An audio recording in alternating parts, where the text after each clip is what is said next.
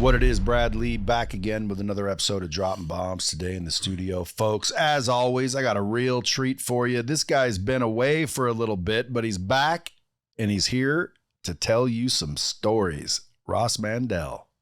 Well, Jacob, Brad, thanks for having me. I'm so excited to be here. And folks, if you guys don't know who Ross Mandell is, if you Google Ross Mandell, I think you'll see something. What was it called? Sky Capital? Sky Capital was a firm I owned and founded, correct? Sky Capital. And you'll be like, holy shit, dude, this guy got in trouble for securities fraud. Correct. Now, and just coincidentally, like people have heard of the Wolf of Wall Street. You gave him a job or something? Well, he was trying to break into the business in the mid to late 80s. And he got hired by a company called D.H. Blair. We had different groups of guys. We had one of the most powerful, dynamic boardrooms in the history of Wall Street. And a gentleman named Michael Falk, who was the top producer there, now a Palm Beach billionaire, brought Jordan in, another Queens guy. Queens, Long Island was where they grew up. They brought him in as a cold caller. And the deal is you come in, you make cold calls. They put you through a little schooling. You study for your Series 7. And I was the number 2 producer up there at the time. So I had my own little crew. But, Jordy came in. He worked with this Michael Falk and a good friend of mine, Stephen Freifeld, who's actually here in the green room. And so they actually trained him, put him on the phone, taught him the game. And then he took it to another level. Well, yeah, he did what he did. It's not a secret. But you were aware of him at that time. Well, no, I wasn't. He was just he was a kid trainee. I was making $100,000-$200,000 a month. So it was like, it's like at Lightspeed, if you had an assistant to a tech guy walking around that you might not recognize him and nod your head, but that's about it, So in other words, he was a junior. You had been in the same game long before him, and then he came in, and everyone knows his story. What about your story? Well, I had been approached by people, production companies, and some major players in Hollywood. Everybody seems to have loved that movie. It's almost got like a cult-like following. Kids know it. Older people know it. It was a very entertaining, funny, great story. And so I have been approached to be like number 2 in the series. And I haven't agreed to anything yet. So if anybody is interested, come see me. But I have had some offers, and, we're mulling it over. To tell your story. To tell my story. Because you have a similar story. I have a pretty crazy story. It's in itself. It's much bigger, much broader, much wilder, I think. And it encompasses... More wild than the Wolf of Wall Street? Unfortunately, I have to say yes. I mean, the record is the record. I mean, I was on the front page of the Wall Street Journal, March 14th, 1996, for being wild. What kind of wild? What were you doing? Everything. Drugs, alcohol, cocaine, buying and selling, customer complaints, you name it. And they wrote a story. The Dow Jones at the time owned the Wall Street Journal, the biggest selling newspaper in the world. And at that time, March 14th, 1996, they published a story, front page, and it was a big paper, 2 big full pages on the inside, 5,250 words. It was the biggest story in the history of Dow Jones. That's what I've been told on a person. And it was my life story. And, it was a story that was meant to really hurt me and to hurt the regulatory system at the time. The thing was, look at this guy, and he's still in the business. Not very flattering, but, a true story. There's a lot more to that.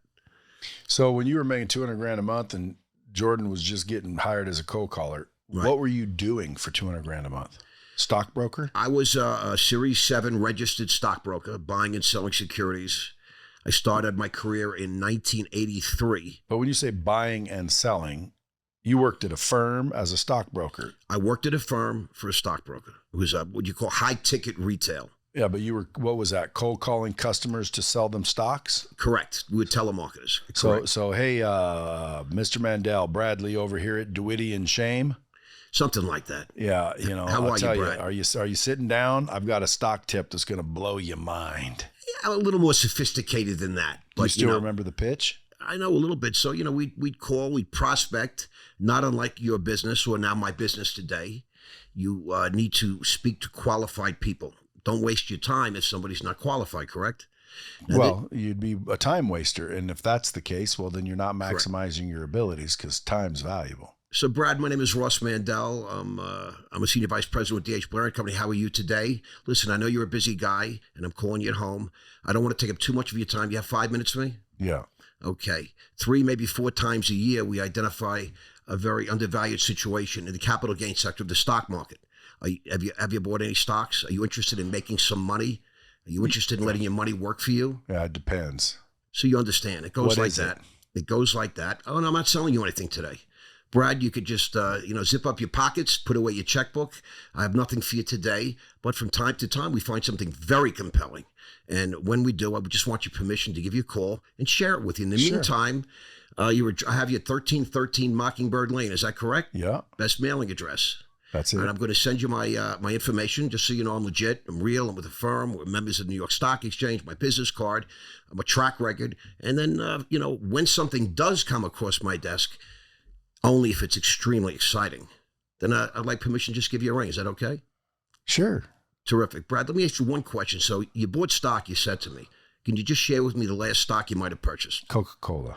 Coca-Cola. Nice. Great company. Warren Buffett favorite. How much you pay for that? Do you remember? I don't.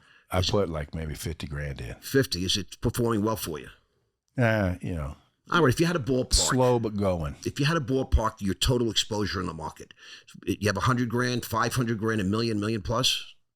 Yeah, I probably got about 600K. Okay, and if I do come back to you at some point, and I come to you with an idea that just sounds so compelling, I mean, you might think it's one of the greatest things you ever heard. I could go up to another half What would be a comfortable level of investment for you? 25 grand, 50 grand, 100 grand, just to get started. If it's unbelievable, yeah, I could probably do up to about a $500,000. Well, I'm going to call you, Brad. So you understand what that's kind of how it commission goes. would you make if you called me and I bought for $500,000? Okay, it depends on how many shares and everything else, but a $500,000 order, you're looking at under the strict guidelines of the law. What does it matter if it's 1 share or 1 million shares? Oh, it does. Everything matters. So this is finance. So every number matters, every penny matters, etc. But under the Securities Act of 1933, on a commission, they recommend it should be under 5%. Now, of course, back in those days, my commission would be right around 5%. So if you spend $500,000, just do the math. You're paying 25 grand in commission. Now that's what you would make? Well, or that's what Dean and Howard would make? Well, this is what the company would make. However, I would get half of that. So I make 12.5 in commission. However, because a lot of the securities back in those days were sold on a principal basis rather than what you call an agency basis. So if I bought you a stock on over the counter for, let's say, $12, back in those days, I might have got it at 11 and charged you 12 because we were market makers and we could bury that point. So if you bought, I thought it was on the open stock exchange where I could just buy it from multiple places. Well, you can, but in those days, the rules were different than they are today. So the firm might own the stock at 11, but it's trading at 12 if you look at the screen. So you're buying it at 12 plus the commission. But from 11 to, we own it at 11. Who got that dollar spread? So there's a dollar spread, and back in those days, we were able to get the spread or half the spread. So you're talking about if it was a 50,000 share order, let's say a $10 stock, you're saying that's $1 buried in there. That's another 50 grand. So I get 25 on that and 25 on the commission. I make 50 grand on that one trade. How many of those would you do in a month? 4? No, I did a lot of big trades, but I also did a lot of trades. So I like. So your average person though was closing someone for 5, 10K here, 5, 10K there. Well, I never took an order under 10K. That's not acceptable. So right now, I mean, I got a million things I can ask you because my listeners, they're going to want to know, number one, good shit so they can make money, like stock tips or how do you, like if I only have 10 grand in the bank, should I even be in the stock market? I always tell people, listen, stock market's an inside game. And if you ain't on the inside, stay the fuck out of it. What do you think of that? I think to be, very candid, the insiders have a huge advantage. And it's an inside game. Well, it's If nothing else, just the politicians. Under the law, it's supposed to be fully transparent. Nobody's supposed to have any information that you don't have. Yet, you look at these big investment banks, I'm not going to name them. Every 90 days when they report earnings, they make $3-4 billion every 90 days from trading. They trade their own money. Yet they don't know anything that you don't know, supposedly. So I would say, But they do. Of course they do. I mean, it's you don't have to be a genius to figure that out. Use politicians. They can find out the city's about to change this and sign a contract with that company, and they're allowed to take that knowledge and go invest. So this is something I have direct knowledge of. I represented as a broker many United States senators, congressmen, etc., and they are allowed to trade on inside information. I don't want to tell you how many times I answered the phone, or my assistant answered the phone and said the senator's on the phone or the congressman's on the phone. He wants to immediately sell this and he wants to buy all of Johnson & Johnson, or he wants to sell this and he wants to buy this tech stock. And then, 2 weeks later, they would come out with an announcement where they got a humongous contract or some law was adjusted that benefited this company. That happens all day, every day. Still. In fact, there are some, God bless social media and this transparency and connectivity that allows us all to follow and track different things that normally we would never know. So there's a group that follows Nancy Pelosi's stock buys, and she makes like 3,000% a year. She's worth like $80 million, and she never made more than like $200,000 a year in salary. How did that happen? I'm just sharing. But if you follow her trades, you can do what she does, and that's on information. I would suggest most likely. What if me and you, because I had a guy call me once and he said to me, you need to go buy this stock. And I said, why? And he said, because my brother is the CEO and he said that they're about to announce a deal where they're getting a government contract, where the government's about to give them like a lot of money for building these things for him. And I said, and back then I didn't have any money per se. But I said, isn't that insider trading? He said, no. I said, why? He said, because I don't work there. And I didn't invest any money because I didn't have any, but would that have been insider trading? Could I have went to jail for that? Probably not. There's really a lot of law that has evolved regarding insider trading, and it's a funny story. So I was, as you know, I spent 9 years and 4 months in federal prison, camps, lows, detention centers, county jails, etc. Not for insider trading, but for what they call securities fraud. They claim that I manipulated the London Stock Exchange while I was in London with only foreign investors. However, I was in this camp in Miami, and at the time, some guy, I was a talking head for Fox at that time, and I was out on bail, and I got a call that a guy was being charged, and a guy named Matthew. I don't want to get into the whole name because he's a friend now. And they rushed me. They sent a limo to my house, took me to a studio that had a satellite feed in Dania, because I live in Boca Raton. And they wanted me to comment on this arrest, this indictment at the time. It was the biggest insider trading case ever brought in this country. Something, a few $100 million were involved. And I didn't know the guy, but I did understand the case, the facts of the case. And it could have went either way, because the law in this country keeps on moving. The goalposts keep changing based on precedent, et cetera, et cetera. And I think he was convicted. He got 9 years in prison. He was hit with a $400 million restitution or fine. And when he appealed it was a very big appeal. It was in all the news, and all the lawyers knew, and all the newsletters and so forth. And they denied his appeal, but it was a vote of 2-1. Could have went either way. And that now is established law. That's how the game is, the legal game in America is. The goalposts keep moving, the laws keep changing. That's because they would have to prove that the guy that gave you that information had some sort of benefit. So if he said, Brad, I'm going to give you this tip, and if you make money, if you make $100,000, you got to kick me back 20%. And that's insider trading, because there's a game going on between the two of you. How many people go to prison every year for insider trading? Very few, if any. How many people go to prison every year for securities fraud? Well, they bang out a lot of guys with things like a securities fraud, and that's also a little bit more difficult to establish. So the go-to laws in America are mail fraud and wire fraud. They just have to show that you wired money, or somebody wired money. They don't have to even prove there's a crime. But for most juries and most federal courts, you just have to. That's when they can't prove anything else. That's their go-to: mail fraud and wire fraud. Oh, you see, he mailed something. Jury says, all right, he must be guilty. It's quite pathetic. So, for the listening audience, Sky Capital. Yes, this is a firm. You eventually went from working at, what was it, Dean and Hire? D.H. Blair. D.H. Blair. Correct. You eventually, how'd you quit there? Well, I actually sensed that things were a little.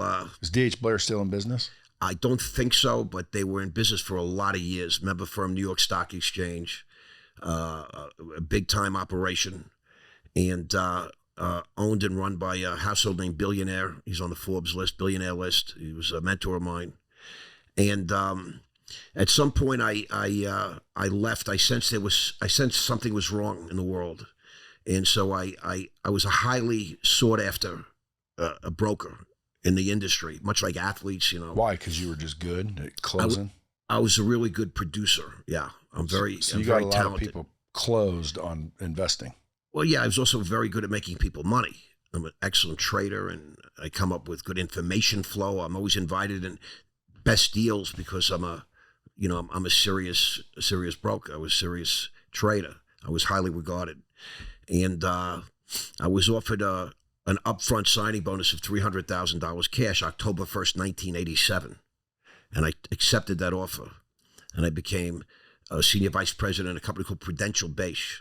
Prudential's an old-time insurance name. And I went there from D.H. Blair, and I called up all my clients. I said, I'm moving on. I'd like you to come with me. And I sent them all transfer forms. In those days, there was no electronic transferability. Everything was done in the mail. You sent out snail mail. They had to sign papers. They had to send them back. They had to be processed by the new brokerage firm, and they would put in what you call an ACAT system. And back office to back office, you had to transfer the accounts, and that took 3 weeks. So October 1st, 87, I started. I sent out all my forms. They were still in transfer when October 19th, 1987 happened, the big stock market crash. And the stock market went down about 25% in one day. What caused that? A whole variety of things. And I would suggest to you and to all your listeners, we are on the verge of it happening again. It's going to be one of the worst disasters in the history of this country. I believe it's going to make 1929 look like a day at the beach. And it's coming. It's not going to happen before the election, because if it did, the Democrats would be run out of Washington. So I think the market is being propped up substantially. It has no business where it is. And they won't let it go down, if you know what I'm saying. I don't believe it's a free and fair market anymore. It hasn't been for a long time. Yeah, but you might be giving us a reason to vote Democrat. Because if they prop it up, it doesn't matter who wins. Keep propping it up. It doesn't matter who wins, Trump or Biden. This thing is going down bad. Why? They're lame duck presidents. Neither one can be reelected, so they don't have any reason to exert that much energy, etc. It's time to try and get this nation right. Put us back on the right track. I think that this country is. I just look at the polls. I read I'm a news junkie. I don't think anybody feels the direction that we're headed is positive. That's just the impression that I'm getting. Well, that's everybody's impression. I feel because look at the freaking state of the world, bro.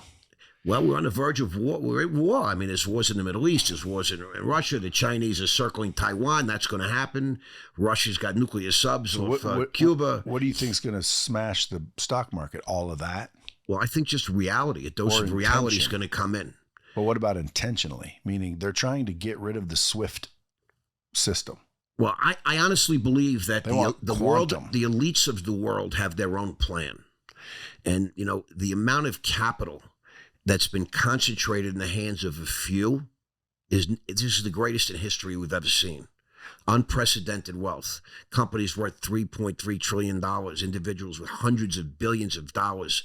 Okay. What happens when everything goes to shit this time? The wealthiest few buy up everything for nothing. That's what happens. 2 cents on the dollar. Used to be 10 cents on the dollar, then 5 cents.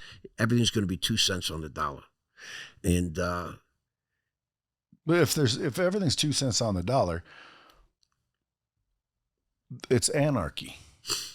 Well, you're going to have, you know, it's just like in the beginning of society, you had the people that owned the land, and you lived on the land. You got permission to farm. You were serfs. I know, but watch. And there were lords. But watch, for example, let's take Vegas.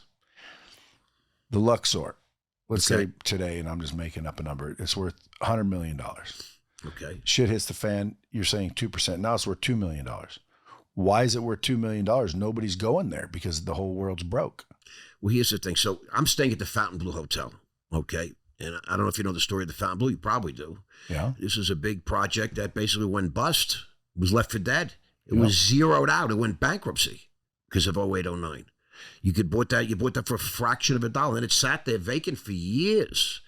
This thing took like 12, 15 years to finally get it up and running, et cetera, et cetera. God knows how much money was lost, et cetera. So, you know, there's a cycle to everything. You know, I'll never forget in March of 2000 when Enron, the fourth biggest company in the world, the largest energy trading company in the world, went to zero. Bankrupted.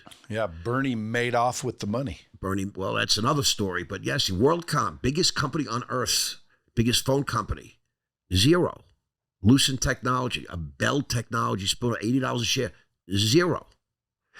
Amazon, the Amazon we all know and love and shop at, right? One of the biggest companies in the world today, went from 300 to 3. Literally, 300 to 3.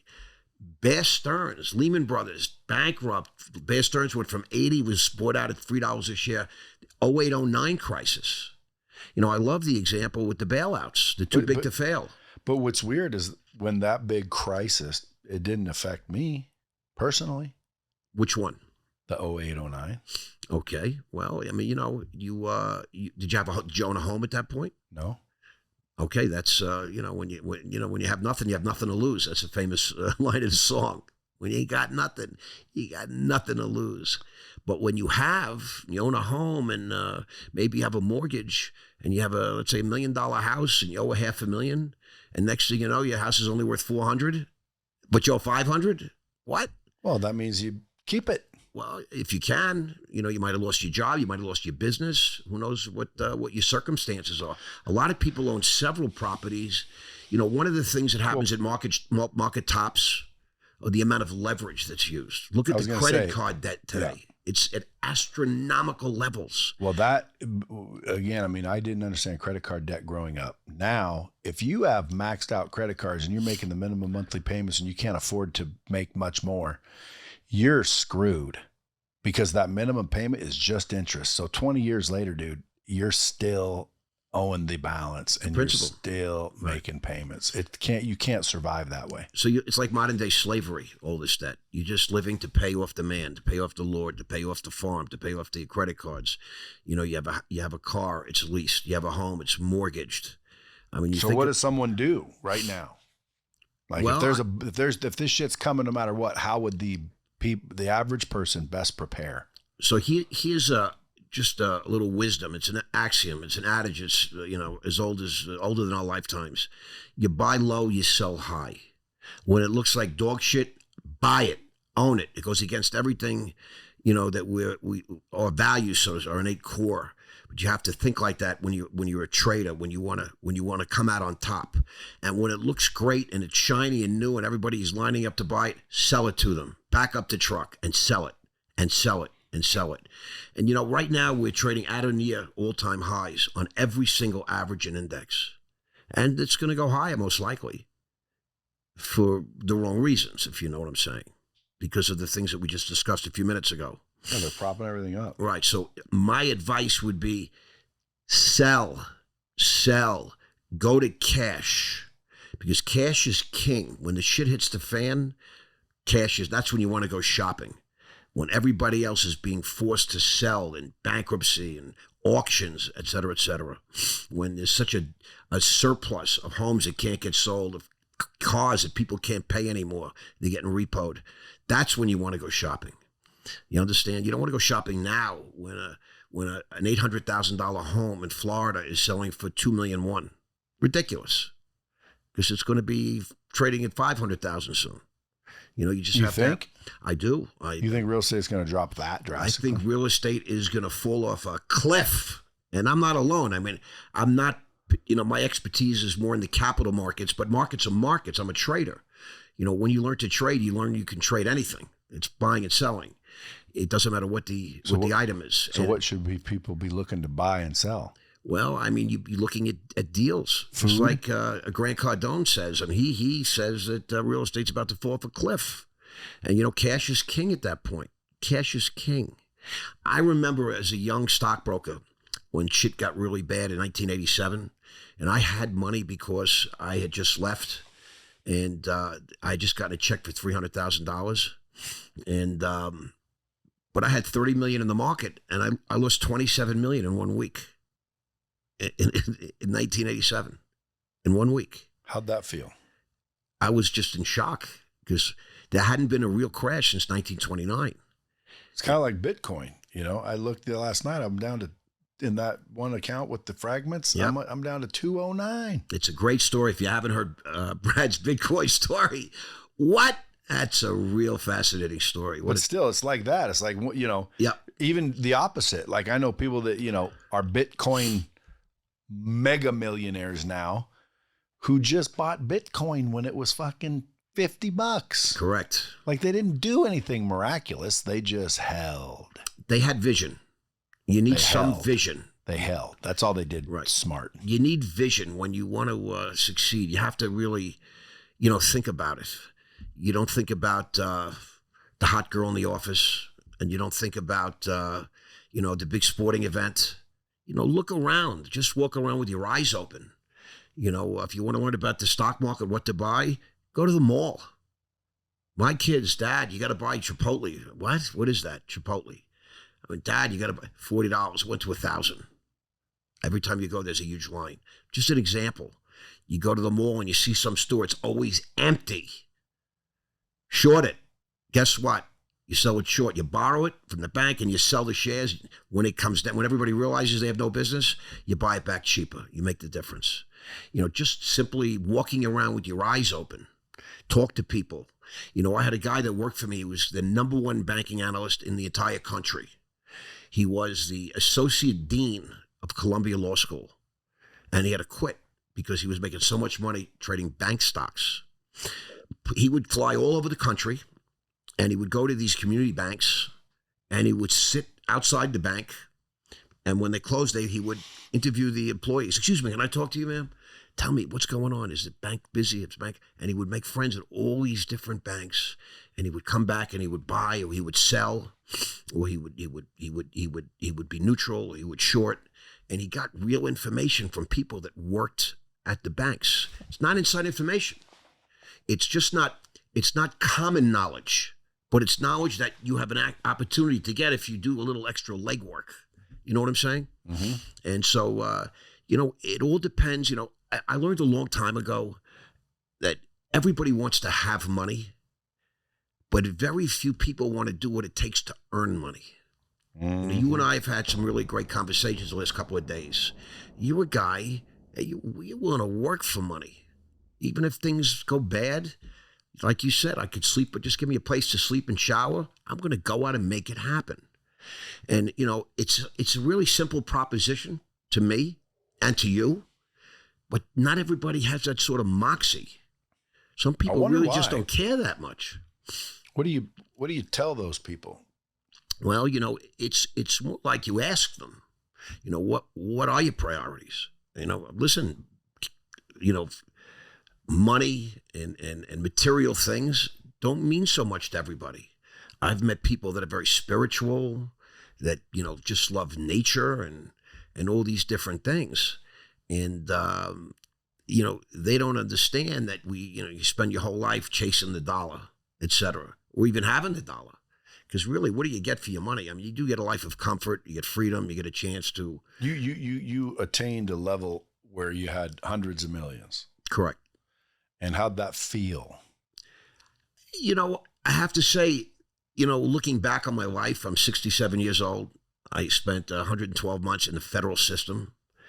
And it's 112 months, correct. Now, see, doesn't that piss you off a little bit? I don't really think of it like that, but if I ever thought about it, I probably really pissed off. But I was of course, it was a very upsetting, it's a terrible place to be. But the best times in my life, looking back, were not the times when I had my most money or my most success. That's right. I've heard that from a lot of people. And I mean that sincerely. Some people say, he's just full of shit or whatever, bullshit. And it's not true. And some of the greatest moments in my life had nothing to do with money, cash, material things, really.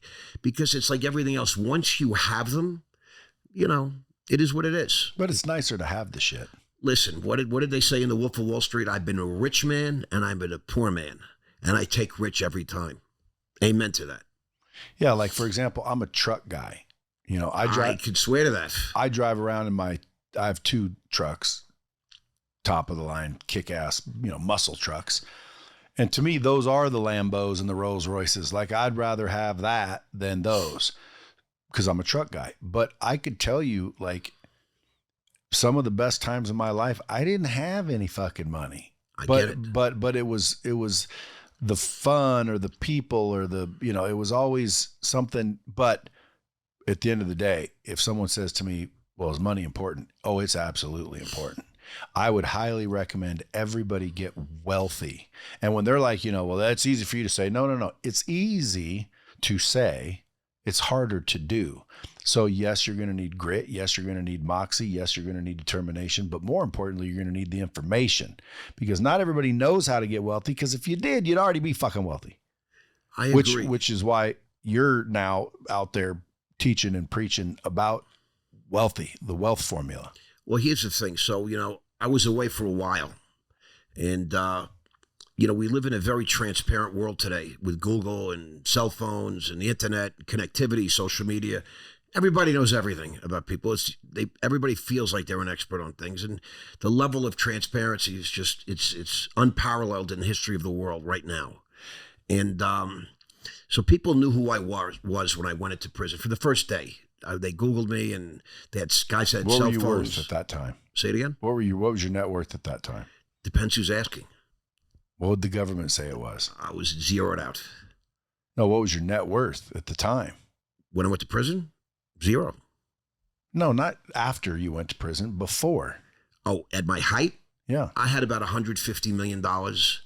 Personally, my company had over $200 million. It was my company, principally. I was the check writer. I was the CEO and stuff like that. I ran the board. And we had no debt. So, you could suggest I had several $100 million. Yeah, and then were you living like that? Private jets? Well, here's the thing. So yes, I had 4 homes. I lived in Trump Tower in New York. I bought a place from Donald Trump. I wrote a book called Rock Solid. It's for sale right now on my website, rossmandell.com. And I say for 2 L's. 2 S's, 2 L's. For those of you that think money doesn't buy happiness, never lived in a Donald Trump run building. I love that building. I love that place. And why? What was it so special for? Because Donald Trump knows how to run things. He knows how to run a building. The Trump organization, it was first class. I'm not talking politics. My politics is, I'm neutral. I'm like Switzerland right now. But, you know, I lived in a Trump building, and Derek Jeter, the captain of the Yankees, lived upstairs. And so many famous celebrities. Jay-Z lived there for a year. Beyonce used to come running through the reception area. And Harrison Ford and Calista Flockhart lived there. I mean, it was like wild. So many of the most famous people in the world. But it was just such an experience. The gym, 25,000 square feet. My daughter learned how to swim in the health club at Trump Tower. You know, Rihanna, when she first came to America, I got a call, Mandell, you got to get downstairs. I said, why? Someone very special here. I said, who? So just get your ass down here. So I go downstairs, and there's this very attractive sort of Caribbean-y, you know, island sort of looking girl, but beautiful, sexy. On the treadmill, it was Rihanna. She just got here, you know, got into America. Who had her at Trump Towers? Jay-Z. And so, make a long story short, you know, you go down to the gym, Derek Jeter's working out with like 5 Yankees. You know, Hideki Matsui, you know, lived there. I mean, it's just unbelievable. Several of the Mets lived there. Didn't Trump live there? Trump had a place there, but I lived in Trump World Tower, which was his newest building. It was 90 stories. It was the 4th tallest building in Manhattan. It's the only Trump building where he actually put all his own money in, because it was really across the street from the United Nations. And he knew if he built the nicest building in the city there, that every ambassador from every country in the world was going to move in, because they're all very well to do, and they're not going to live in the second nicest building in the area. And so he put his own money in. It was a brilliant thing for him. But again, you know, this goes back to my trading training. So right after 9/11, New York was considered a big target. Everybody was leaving New York. In fact, I bought a house in Florida for my young family because my wife was panicked that something terrible was going to happen. And I was in the middle of doing a deal. I was with Sky Capital. I had just gone public, and I get a call, and my attorney says, listen, I have something for you. I said, what do you mean? He goes, you know, this law firm, we also handle Donald Trump's business. I said, okay. They said, you know, this is right after 9/11. He spent all his money building the Trump World Tower on 845 First Avenue by the UN. And he needed some money. He was illiquid because people stopped buying things in New York. In fact, in that building, a Turkish billionaire put down a $10 million deposit on a penthouse and walked away from it. He wouldn't close. That's how much fear there was. He says, you can get a real deal right now. And I happen to have a couple of million sitting there in an escrow account. I had just done a big deal. I didn't bother to take the money yet. And he said, why don't you go over there and take a look at some of the apartments?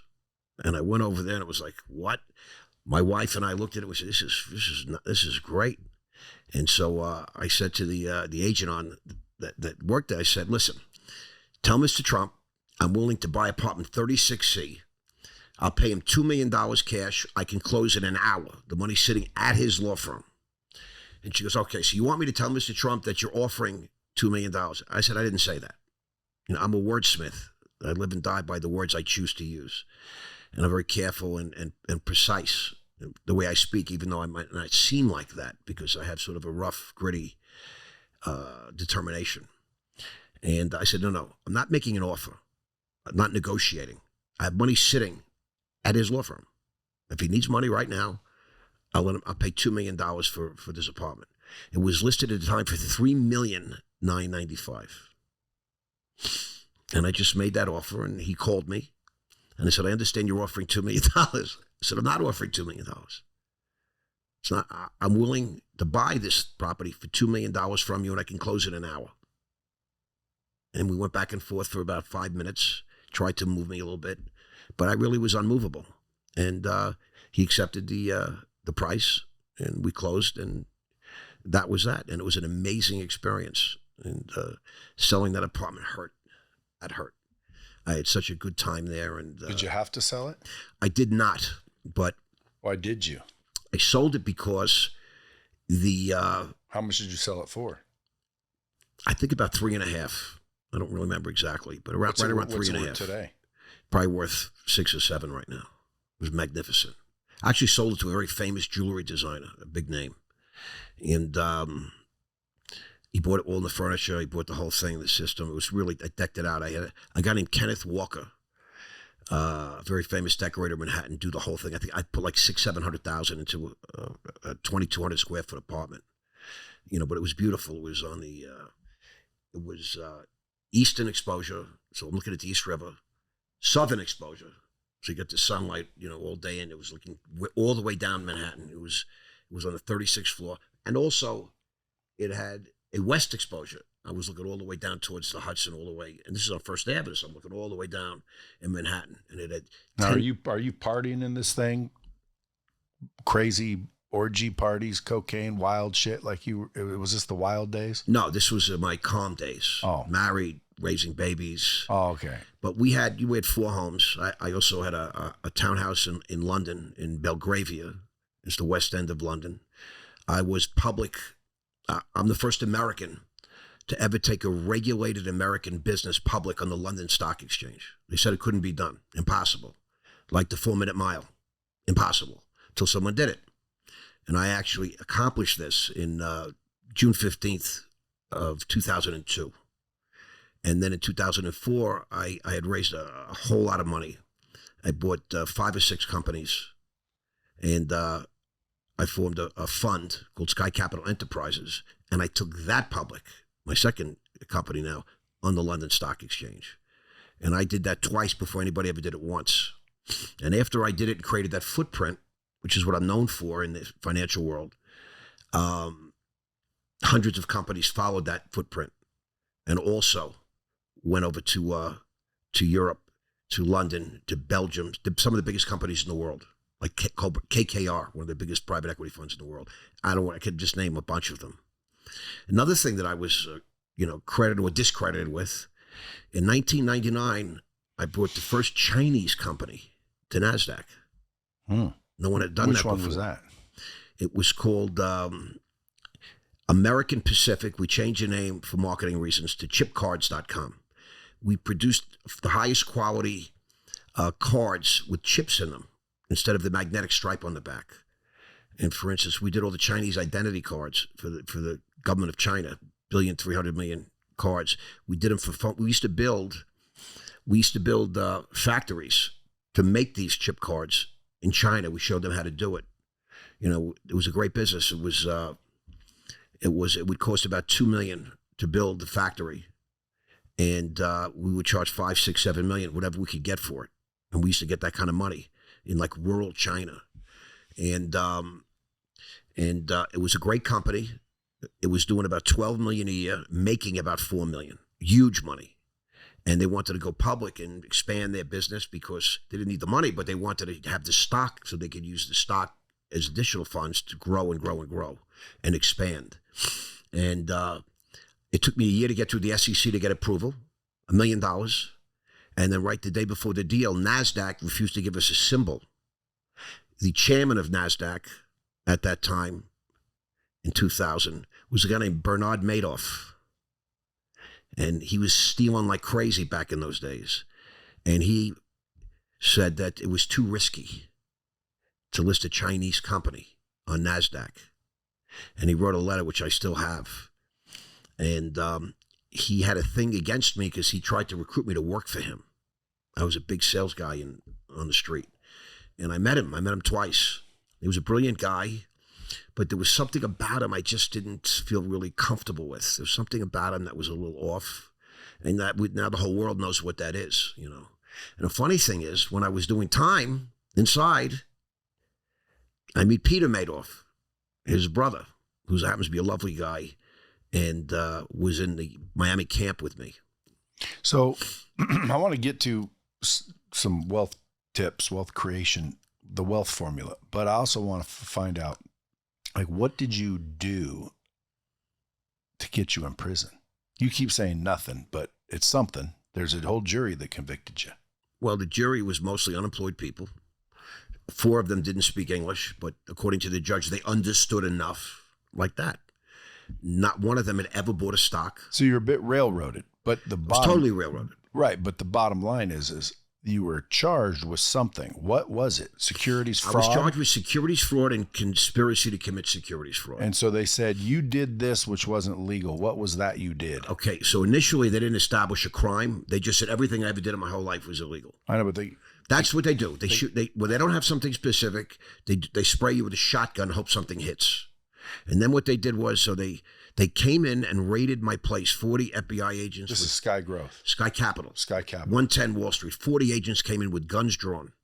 I was in the middle of a board meeting with a United States Senator, a member of Congress, a parliamentary appointee, etc. Real guys. We were a real company. And they came in and they said that nobody's committed a crime. Nobody's under arrest. We just have to execute a search warrant. Once we're done here, you go right back into business. Well, I'm a Wall Street bank and broker. They had also notified every single newspaper outlet and news outlet. It just so happens when they came into my place, guns drawn, locked down the whole floor, every news outlet was already in the lobby. I wonder how that happened, right? Not right, just so you know. And they went a fishing expedition. They got information. I say bad information. There were a couple of guys at my firm that were doing bad things. But I didn't know that all the way until the trial. Because they said nobody was arrested. And meanwhile, they did have some of my guys that were under arrest, wearing wires. But those files were sealed, so nobody knew. This was in November of 2006. I don't get arrested until July of 2009. So did you know it was coming? No idea. None. Well, I was told you're out there living and feeling good. I was told I was stressed out until March of 2008 when I got a call from my attorney and said I got the Department of Justice on the line. They have 3 questions they want to ask you, and if you can satisfactorily answer these 3 questions, the whole case goes away. You will not be indicted. The company will not be indicted. And the reason is I went to sell the company, and the guys that were buying it were above board multi-millionaire investors from Europe and America. And I answered the 3 questions in about 10 minutes. There was very obvious questions, and got off the phone, and my lawyer said, you can go to sleep tonight. He goes, I always talk to you like a big boy. It's over. They're not going to indict you. They're not going to indict the company. And they allowed the sale of the company to go through. Okay? Now, this was March 31st of 2008. Now, if you remember what happened in 2008 and 2009, that was the too big to fail mortgage banking crisis, okay? When pretty much everything in America started to fail. My company didn't fail, but somebody had to be blamed because the banking system failed, and the government had to pay trillions of dollars to bail out Citibank, Goldman Sachs, Morgan Stanley, Wells Fargo, you understand. And AIG said we need $600 billion by Monday. Well, we're out of business, the big insurance company on planet Earth, which, by the way, at the time had an A+ rating. Where were the rating agencies? How come they didn't get in trouble? They're saying it's A+. Meanwhile, there was $600 billion in the hole. That make any sense? So they round up the usual suspects. The SEC brags they made the most. They brought the most cases ever in history, 2009, 2010. They just made cases. They wanted you, the American public, to feel good that they're working, they're protecting you, so you feel safe investing your money back in this whole game. And none of the guys that were associated with all the banks that failed, or the insurance companies that failed, got indicted or charged. They just got fined some money. And the taxpayer bailed out everybody, and they blamed me. And at my trial, years later in 2011, they looked at the jury and said, we're the United States government, and we're telling you, he's the reason you're unemployed, you lost your job, you lost your home, we failed. Why, though? What were you doing? Nothing. That's the point. Yeah, but there's got to be something. Okay, just like Donald Trump was convicted. He's 77 years old, never convicted of a crime. All of a sudden, he's facing 94 felonies. Oh, it's in New York. 34. 94 felonies total, 77 felonies. He was convicted of 34 already, but he's got You're a the bunch newsreader. I just thought it was 34. He was convicted already of 34. Convicted. The hush money case, which still they haven't defined the crime. Yeah, but I mean, again, at the end of the day, yes, railroaded is a thing. I know all about shit like that. You do. So there is railroading. However, there is always a crime that they're pinning on you. Right. There were a couple of guys that worked for me And I had a total of 4,000 people on my payroll with all my companies, my portfolio companies, all the businesses I bought, et cetera. And they were cheating some customers. How? They were selling stock and getting cash payments in envelopes. The government caught them. One of the guys actually But sold. is that what they pinned on you? Well, first they said that I knew all about it, that I was part of it. Well, as the president or CEO, you knew or should have known. That's the rule. That's what the judge said at my sentencing. If you didn't know, you should have known. That's a law. Yeah. Well, no, it's not. It's a principle. But I know, but like I know other people that got in trouble, and their excuse was, if you didn't know, you should have known. And there's an actual thing that says you knew or should have known. Right. So let's say you own a company and you got people dealing cocaine out of the back. Right. Well, dude, how would I know? But if it happened and you're the president and CEO of that company and it was like an ongoing thing, they would easily invoke that rule or whatever that is to where, well, you knew or should have known. And the fact that you didn't is irrelevant because the law states you did know or you should have known. Either way, so you're responsible. They use it when you're already convicted. They use it for sentencing. So the judge says, if you didn't know, you should have known. I was convicted of some nonsense. They said I manipulated the London Stock Exchange when I was in London. I know, but like, how'd you manipulate it? They said that I had some stockbrokers, the guys that got arrested for committing crime. They committed crime and got arrested on the spot. You know, if you're on the street and I hit you over the head and grab your wallet, your watch, and the cops see, I get arrested because I committed a crime. I didn't get caught committing a crime. Nothing. It took them 3 years and like 18 different grand juries to come up with 1 2-count conviction because there was no evidence that I ever did anything wrong, ever. And then you ended up getting 12 years. That's because I fought them. I was going to say, that's not because you did something egregious, because you would think 12 years, damn, dude, what'd you do? Murderers get 10 years. Rapists get 7 years. They gave me 12 years. Because you fought the government. Correct. And nobody sued me. So let me give you an example. We all know the Wolf of Wall Street movie, right? And they say that he openly admits he committed crime. He cheated everybody, owed $100 million in restitution. He had more than 100 civil lawsuits. In this day and age, when you cheat somebody, people sue you. This is America, okay? You know how many lawsuits I got? None. 0. One guy sued me while I was going through the federal stuff. In his lawsuit, he claims he never met me, never spoke to me, never did business with me. But he was cheated by one of my brokers. And I'm the CEO of the company. So he named me because he said I had deep pockets. And when I went to defend myself, the lawyers in my federal case, my criminal lawyer said, you can't go. You can't defend yourself. I said, what do you mean? He said, this is a trap. The NASD is working with the federal government to get you to show up to defend yourself, and then they're going to question you. And they're gonna try and elicit you to give them evidence. Because when you're in the criminal world federally, they can't force you to testify. You could just say, if you want, you could claim the 5th. You don't have to testify. None of that. And so, how much did your defense cost you? $3.2 million hard dollars to lawyers and stuff like that. But the whole thing cost me north of $100 million personally, way more than $100 million. But out of pocket, over $70 million. Real estate, everything. And so at some point they said, dude, you're screwed. Jury agreed, convicted. You lost. 6-week trial, yeah. And then, boom, you're going to prison. They gave you 6 weeks to turn yourself in. Right. And then we filed for bail pending appeal, and we won. The appellate court said, not so fast. This is a case of first impression. We don't see the issue here. Mr. Mandell was allowed to stay out throughout the entire course of his appeal. The New York City Bar Association, the largest association or collection of attorneys anywhere in the world, over 23,000 attorneys in New York City, including my judge and every prosecutor and every FBI agent was a lawyer, is all a member of the New York City Bar, wrote an amicus brief on my behalf saying I must be unconvicted. They got the law wrong. The laws of the United States that Congress establishes concerning securities don't apply to securities business in London on a foreign stock exchange. They have their own rules. So my lawyer had made a big point. Mr. Mann, did you take away Mr. Mandell's driver's license? He said, what? Why? Well, when he was in London, he drove on the other side of the road.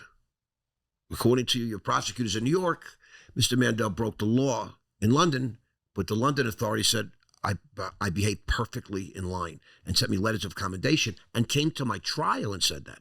I did nothing wrong. But a bunch of prosecutors in Lower Manhattan said I did. And, that's a true story. It's all documented. There's transcripts. Everything's open and public and all that. But that is what it is. So, what's happening now? While I was away, everybody came to me. I mean, everybody. Mr. Mandell, I know you're an expert in the stock market, Mr. Mandell. My girlfriend has a great product, and it's really innovative. And how do we turn that into a business? And, I found myself teaching almost from the first day I was in prison. And I was in prison for nine plus years. And so I started teaching basic business courses because guys didn't, many guys, unfortunate people, never even had a checking account, never filed a tax return, wouldn't know an LLC from an S Corp to a trust, none of that. And so I started teaching basic business courses. And then you had the guys that were a little bit more intuitive or educated or aware, more fortunate maybe, and they wanted to learn about the stock market. So I had to go through the education system, the Department of Justice, the BOP, to teach the stock market in prison. And it became the most popular course, everywhere I went. We had, waiting lists, guys standing in the back taking notes, offices. What were you teaching them? How to get rich doing stocks? Well, not how to get rich, but introduction to the stock market. Most people go into the stock market all excited they're going to get rich and they end up going broke. They lose their money. There are certain things that you should know before you step into the game. So we're in Las Vegas, and I'm walking through the casino, and I'm watching people play blackjack, and the dealer has a 5 showing, and they have like 16, and they're hitting. They don't understand there's some basic tenets, some basic fundamentals, some basic strategies that if you don't know, you're at a humongous disadvantage in business and life and gambling and the markets. So I think it's important to learn the basic fundamentals. It's like going to play football if you're a big guy, but you don't understand how to tackle, how to block, you don't know how to catch a pass, you don't know how to throw a pass, etc. There are fundamentals, the ABCs of business, the ABCs of money, the ABCs of creating wealth. I mean, you're a fantastic teacher, Brad. I want you guys all to know, I spent a couple of days with Brad, and I'd like to think of him as a partner right now, Lightspeed as a partner, and he is a brilliant salesman. He's a brilliant business guy. When I first was researching your company and you, I ran into a bunch of young guys, and they said, Brad Lee, he's the kingmaker. I said, what? He's the kingmaker. Tony Robbins, Grant Cardone, Andy Elliott, Russell Brunson, Kiyosaki, Rich Dad, Poor Dad, and on and on and on. And it goes, his client list, your client list. And I've learned a tremendous amount just hanging out with you the last few days, and I thank you for that. And you're a tremendous educator. And I am looking to do the same. I want to take a body of knowledge that I have excelled in, selling, closing, buying and selling, trading, okay, the fundamentals of business. You can't be wealthy if you don't know how to be rich. You can't be rich if you don't know how to make a living. You can't start a business if you can't find 2 nickels to rub together. So there's a process that is really not that difficult if you've had a lot of life experience, you have a formal education, or you sign up and take my course, The Wealth Formula. We're going to walk you through the simple steps, how to take an idea, a product, a service, and turn it into $1 million business. You can create wealth. You don't just find a pot of gold. You have to create wealth. And wealth creation is part of what we're teaching. A guy like you, a guy like me, we understand this stuff. But I scoured the web, I scoured social media. There's really nobody teaching people the ABCs of wealth creation. They want to talk about shorting futures and trading, some tertiary crypto markets. They just want to take your money. They want you to margin yourself to death, leverage it up, and trade options on futures, on currencies. You're going to lose all your money, okay? Every bull market, the public gets scammed by shysters that say, try this, it's easy. It's not easy. As you know, creating wealth is a process. It takes time, it takes effort, it takes commitment, it takes resilience. And I know that I'm right, so I'm not going to say if I'm right. The good times are about to go. After this election, doesn't matter who wins, this country is going to go to hell in a handbasket. This country is going tits up, okay? That is the greatest time to create capital, to create wealth. Even if it's a down time. That's the best time. Because in the good times, everybody looks like a genius. Everybody sounds like a genius. Every dope that has an idea, it works. It goes up. They're full of confidence. They're full of swagger, right? In the bad times, these guys are hiding. They don't leave their house. They don't answer the phone. They're like a humming. Posted on social media. Exactly. They're hiding. Like you saw a lot of that during COVID when COVID hit, and a lot of the gurus that were out there bragging and showing off their shit. They now had to stay home and couldn't go anywhere. Don't answer the phone. Well, their whole lifestyle model crashed because there's nobody flying. Now they're flying. Driving. Now they're on JetBlue in the back of the plane. Before they were taking pictures, boarding their private jet. But it's when the tide goes out, you see who's swimming naked. I love it. Correct. I think Warren Buffett said that, or Charlie Munger. I love it. And that's when I've always been able to create the most capital in the worst of times. I've made my money. So you gotta create a wealth formula that people can learn that, and when shit hits the fan. What if you have no money though? Because when shit hits the fan, you don't have money. So if I say, okay, I'll give you some money, I don't have no money to give you if shit hits the fan. How much is this course? We teach you how to get money. So you're going to teach me how to start from zero. From zero, how to get money, how to build a proposition, how to create a vision board. We teach you the rules of the game. We teach you how to go from one step to the next in plain English. I'm a plain speaking guy. You probably can tell listening to me. And it works. Well, it's not a secret, believe it or not. There's no shortcuts to get to where you want to go. You understand? There's no shortcuts. Now, see, again, I would argue that, but that would just be for the point of arguing, because I think there are shortcuts. Like listening to you is a shortcut. Well, yes, there are techniques. There are strategies and techniques, but there's no easy road, to get the gold. The easiest road is to find out who's already got the gold and find out what you did and then emulate what you did. 100%. 100%. And coincidentally, that's a shortcut to me. And for the first time in my life, I'm actually making myself available to everybody because, it's there's so much fraud and charlatans. I'm on social media. I've got people, running campaigns for me, et cetera, and I read so much nonsense. I just said, I feel like, if you show up and you bring the real thing. It's like your platform, Lightspeed, is the real thing. When I came out to Vegas because I did a lot of research on you and your company. I did a lot of research on your virtual training platform, your system, the process, and it's the real thing.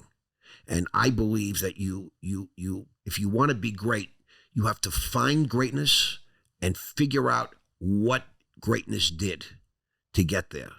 I'm a very big believer in monkey see, monkey do. If you can do it, you're just a guy. Even though you're Bradley, you're the kingmaker, you're just a guy. You're a good-looking guy, 220, 6'1", built, but you're just a guy. And I can do it. If you can do it and you open yourself up to me a little bit, allow me to observe, I can do it too. Maybe not as good as you, but not the same as you. But I can probably do it too. Monkey see, monkey do. I teach that. It's very important to know because if you never see a monkey, how can you beat monkey do? You got to figure it out. You got to guess. Very difficult. But I observe people and I say, I like what that guy has. I want what that guy has. So I ask him, how'd you get that Lamborghini? What kind of business are you in? You live in the most beautiful house I ever saw. Bro, it's 18,000 square feet. Must have cost you $20 million. What do you do? How'd you get there? And you know, one thing about people, it's human nature. We like to talk about ourselves. We do. We find ourselves very interesting. I'm fascinating to myself. And people like to share. You can't be afraid to ask. You have to go for it. You cannot live in fear. Fear is the killer. Okay? You got to do it. Every brave guy I know is scared shitless. But you don't let that affect you. You do it anyway. Otherwise, you're going to miss out on life. I mean, Brad, this is, we don't get a do-over. We don't get a mulligan. This is our lives. You got to do it. You got to go for it. You know, make it happen. Try. Give it a try. So what's your social media right now? Social media? Now, I'm on all the different platforms, so it depends on which particular platform. Instagram, I have about 1,650 followers. No, what's your handle? You're about to get a whole Ross bunch Mandell. more. Ross, ROSSMANDELL. At Ross Mandell on Instagram. I believe you also so. have a YouTube channel you just started. I do. I think it's The Real Ross Mandell. Or again, my name is involved in all the platforms. Ross Mandell on all the platforms. Yeah, I don't have any fancy handles. So the Bomb Squad should go, number one, follow. Number two, hit him in the DMs. Start hitting him up if you have business questions. If you have any kind of questions on stock market, stock trading, tips, tricks, structure, raising money, like all around business. How to survive in prison. God forbid you got a problem. I mean, you know. You're a business maven. There's no question. There's no question. Proven time and time again. According to the Wall Street Journal, Forbes. How many companies have you taken public? According to the United States government, over 140. That's just public. I like to say I've founded, floated, and funded over 100 private and public companies. But, you know, the government said in open court it was 140 public offerings, and it's probably true. It's just, as I'm doing it so long, it was just business to me, you know. So before now, because now you're 67, you just got out of the can, what, not even a year ago? No, January 10th. Yeah, like, dude, not even a year ago. Not even 6 months. Yeah, so how long do you think it's going to take you to build another, $1 billion business? 18 months. That's quick. It is what it is. You know, you have to set goals, lofty goals. So if I only get 70% there, 700 million. But you know what you're doing too. I do. I have a lot of experience, and we live in an amazing world. And I talk about in the introduction to the wealth formula. If you go to rossmandell.com, it's free. You fill out a little questionnaire. We send you the introduction. We talk about the alchemy today. Alchemy is the 5,000-year-old art or science of turning lead or stone or some worthless metal into gold. Okay? With the capital markets today, social media, the internet, and connectivity, we have modern-day alchemy. And I talk about it. It's very entertaining. We use absolutely true, easily to understand, relatable stories. So you get it. From 0 to 700 million in 2 years. A company called Liquid Death. I mean, every single day, someone's hitting that grand slam home run. It should be you. So check it out. rossmandell.com. The Wealth Formula. Get the introduction for free. It's a 10-minute video. It's really fantastic. And by the way, you get his book, you go follow him, you pick up a lot of information, hit him up. He's willing to coach, mentor people. Yes, which again is crazy because like to get that access wasn't even possible. It was. I will be honest with you. Yeah. So I appreciate you coming in. Listen, I appreciate you having me. You've been a tremendous host. Bradley, I mean, this guy is the king maker. Lightspeed VT, virtual training platform.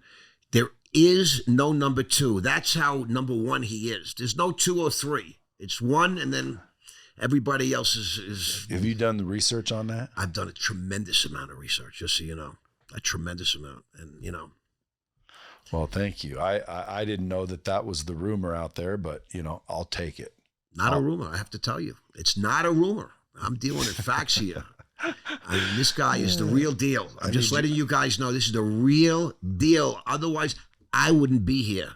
I need you as my PR agent. Oh, man, that's my privilege.